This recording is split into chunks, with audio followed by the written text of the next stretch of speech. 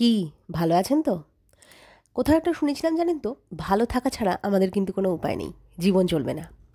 তো জীবন যখন ভালো হয়ে চালাতেই হবে, ভালো ভালো খাওয়াটাও কিন্তু দরকার। তার জন্য নিয়ে এসেছি আজকের রেসিপি। এটা হচ্ছে পালং পানিরেরই একটু মডিফাইড ভার্সন, পালং পানির ভুর্জি। তো এর জন্য কি করতে হবে, কড়াতে নিয়ে নেবেন সাদা তেল, তার মধ্যে দিয়ে দেবো হচ্ছে তেজপাতা, একটা গোটা কাঁচা লঙ্কা ফোড়ন আর জিরে ফোড়ন। তো আমার বাড়িতে যেহেতু ছোটো বাচ্চা, ওই জন্য লঙ্কাটা আমি একটু কমই দিই। লঙ্কা অবশ্যই আপনার টেস্টের ওপর। এর মধ্যে দিয়ে দেবো একটা গোটা পেঁয়াজ কুচি কুচি, আর 8 থেকে 10টা রসুনের কোয়া কুচি করে দিয়ে দিয়েছি। এবার এর মধ্যে দিয়ে দেবো একটুখানি নুন দিয়ে ভালো মতন জিনিসটাকে রান্না করতে হবে। পুরোপুরি ব্রাউন করার দরকার নেই, বেশ ট্রান্সলুসেন্ট একটা ব্যাপার আসবে, তখন বুঝে যাবেন আপনার পেঁয়াজটা হয়ে গেছে। আবার আমি খানিকটা নুন দিয়ে দিলাম। এখানেই আমার শেষ নুন দেওয়া, পুরোপুরি রান্নাতে যতটা নুন লাগবে মোটামুটি আমি আন্দাজ করে নুন দিয়ে দিয়েছি। এবারে 5 থেকে 7 মিনিট পর একটা সিক্রেট ইনগ্রিডিয়েন্ট, যেটা হচ্ছে 2 চামচ বেসন। এইটা হচ্ছে এই রান্নাটার একটা মেন ইনগ্রিডিয়েন্ট। বেসনটা দেওয়ার পর এর মধ্যে দিয়ে দেবো হলুদ গুঁড়ো দেওয়ার পর এরমভাবে নাড়াচাড়া করতে হবে। বেসনটা দেওয়ার পরেই দেখবেন একটু লেগে যাচ্ছে কড়াতে, চিন্তা করবেন না, কোনো প্রবলেম হবে না।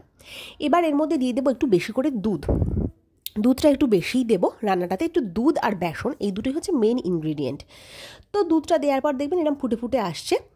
তারপরে এর মধ্যে দিয়ে দেবো পালং শাক, একদম কুচিয়ে রেখেছিলাম। এই রান্নাটার জন্য কিন্তু কচি পালং শাক ভীষণ রকমের ইম্পর্ট্যান্ট। তো কচি পালং শাক খুঁজে পাবেন এই সময় বাজারে প্রচুর। পালং শাকটা দিয়ে ভালো মতো নেড়েচেড়ে এটাকে খানিকক্ষণ কুক করতে হবে। একটু ঢাকা দিয়ে দেবেন, তাহলে তাড়াতাড়ি হয়ে যাবে। আর এই রান্নাটায় প্রথম দিকে ভুলেও বেশি নুন দেবেন না, কেননা পালং শাকে একটু নুনটা কমই লাগে।